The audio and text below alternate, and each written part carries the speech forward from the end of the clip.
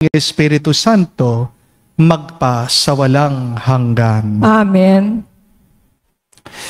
Sabi po ng ating presidente nung siya'y nagsona sa mga nangulimbat, nagnakaw ng pondo, hindi nila ginawa na mabuti at maayos ang mga proyekto para sa flood control. Mahiya namang kayo.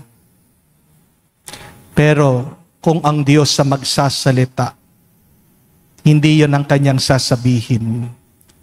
Nung sasabihin ng Panginoon sa mga sakim, hangal,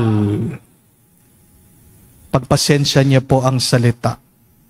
Stupido, siraulo. Yan ang ginagawa ng pagnanais natin sa pera at kayamanan.